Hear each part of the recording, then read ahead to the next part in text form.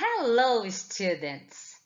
Hoje vamos iniciar a nossa Unit 3, que tem o título At Home, em casa, bem onde nós estamos.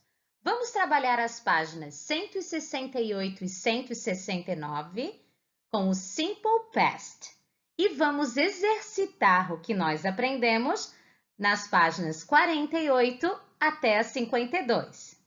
And now, open your book and pay attention.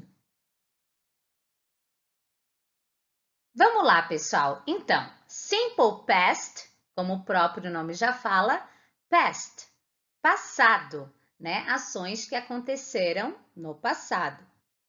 E a gente sabe exatamente quando aconteceu.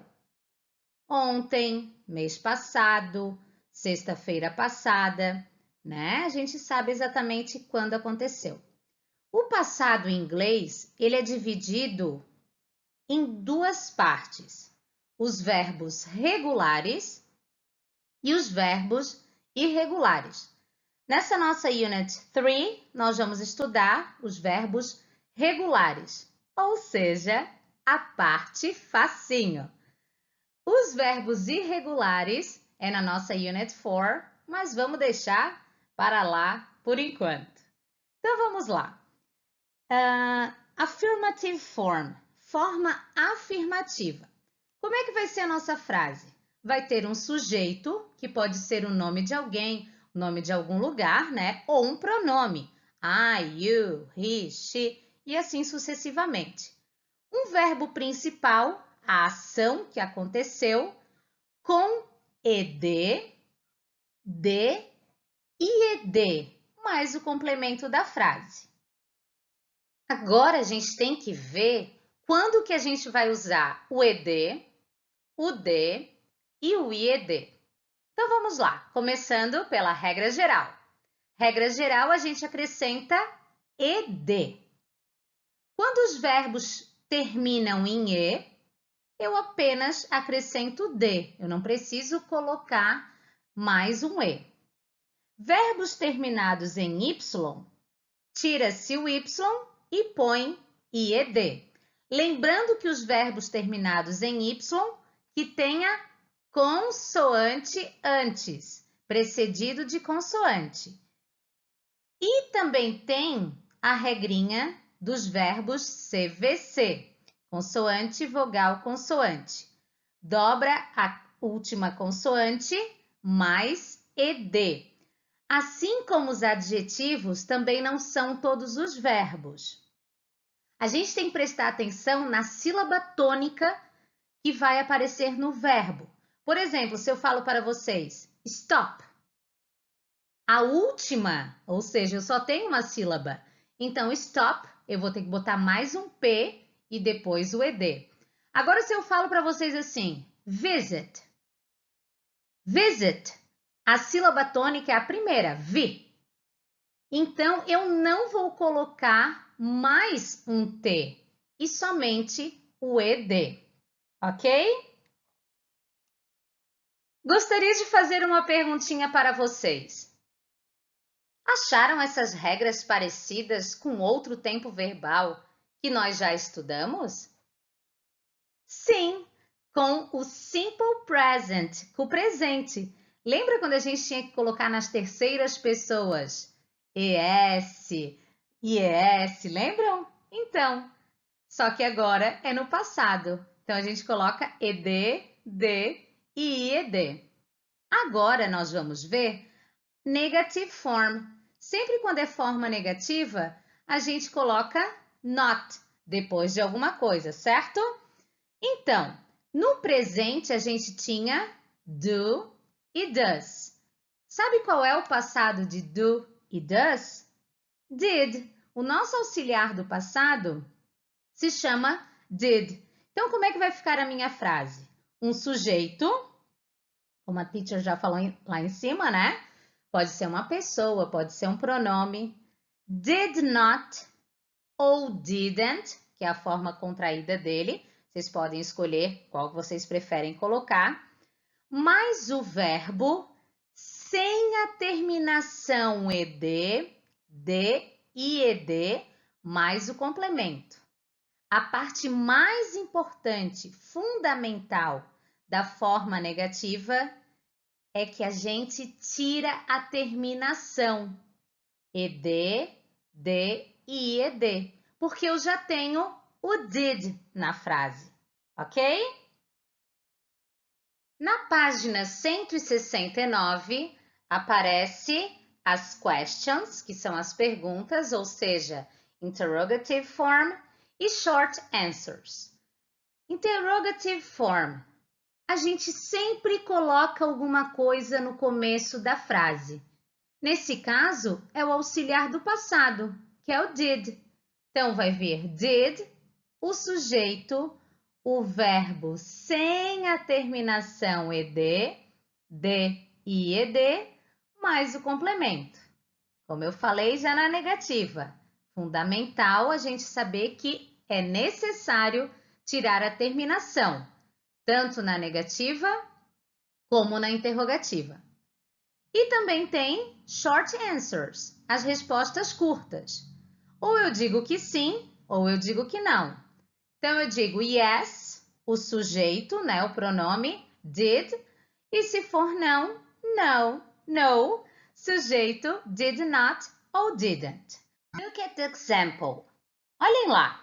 She worked at school yesterday. Então, o verbo, a ação, work, que é trabalhar. Então, o que eu precisei acrescentar? Ed. Se eu quiser falar a negativa, she did not ou didn't work at school yesterday. Viram ali? Eu deixei bem grifado worked e work, sem o ed, né? Quando é negativa, a gente tira o ed. Interrogativa, eu coloco did na frente. Did she work at school yesterday? Também tirei o ed. E as respostinhas curtas? Yes, she did. No, she didn't. And now, let's practice. Agora vamos praticar. Household chores. Então, gente, olha só. Número 1, vocês vão fazer sozinhos, que é sobre as tarefas do lar, as tarefas de casa, tá? Então, é sobre vocês, é pessoal. Número 2, match the pictures to the chores on page 49. Então, vocês vão relacionar aquelas figuras que aparecem ali na 48 com as tarefas que aparecem lá em cima da 49. Outra coisa que eu gostaria que vocês fizessem, olhassem os verbos e traduzissem o verbo que aparece na tarefa doméstica, ok? Number 3, complete the sentence about other household chores. Então, vocês vão ter que completar aquelas frases ali, da página 49, com outras tarefas domésticas e completar lá embaixo a cruzadinha. As próximas 3 páginas, 50, 51 e 52, todas são sobre simple past, os verbos regulares. Na forma afirmativa, ed, de e ed, forma interrogativa, did na frente, sem as terminações, né, nos verbos, e forma negativa, did not ou didn't, e também o verbo sem a terminação. A número 1, vocês vão ler o diálogo que aparece ali entre as crianças e responder a questão A, B e C. A número 2, vocês vão olhar lá atrás no apêndice, que é onde a gente estudou lá o Simple Past, e vão ter que escrever aqueles verbos ali no passado. Por exemplo, cook vai ficar como cooked. Eu acrescento ed. Page 51, exercise number 3. Vocês vão ter que observar ali a tabela de afazeres do Bob e da Becky da semana passada. E vão ter que escrever as frases no passado do que eles fizeram e do que eles não fizeram. O que eles não fizeram está com xizinho, vermelho, e o que eles fizeram está com check, verdinho. Então, ali eu tenho já 2 exemplos feitos. Letra A. Beck cleaned the bedroom last Monday. Beck didn't clean the bedroom last Friday. Ou seja, uma frase será afirmativa, com as terminações ed, de e ed, e a outra será negativa, usando did not ou didn't e o verbo sem o ed.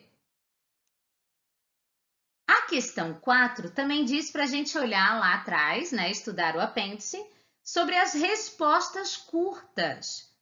Yes e no, né, que a gente acabou de ver também na explicação. De acordo com a tabelinha lá de cima do Bob e da Bex, vocês vão ter que responder ali. Vão ver se eles fizeram aquela tarefa ou não e responder com as respostinhas curtas. E a 5 é sobre você. Escreva frases sobre as suas tarefas domésticas, suas tarefas de casa, que você fez ou que você não fez na semana passada. A última página, exercise number 6. Algumas pessoas estão conversando sobre o seu último fim de semana. Use o passado daqueles verbos a seguir para completar o texto. Então, todos aqueles verbos ali são verbos regulares. Vocês vão ter que acrescentar neles ed, de e ed, de acordo com as regras que nós vimos na explicação. E claro que vão ter que botar também aonde dá sentido na frase. Após completar ali as historinhas, né, do que cada um fez no último fim de semana, vocês vão ter que relacionar com a figura. Qual que é a figurinha que está falando da letra A, da B e da C. Depois, a número 7, number 7, vocês vão ter que usar também os verbos a seguir para completar aquelas frases que aparecem ali. Só que ali vocês não vão precisar fazer nada no verbo. Por quê? Porque são frases interrogativas. Quando é frase interrogativa, lembrando que não vai a terminação. Então, pessoal, eu espero ter sido clara nas explicações de hoje, no início da nossa Unit 3. E see you in class on Wednesday. Vejo você na aula de quarta-feira, para que a gente possa tirar as dúvidas e também fazer a nossa correção. Não esqueçam de deixar um like no vídeo da teacher. Ok? Goodbye!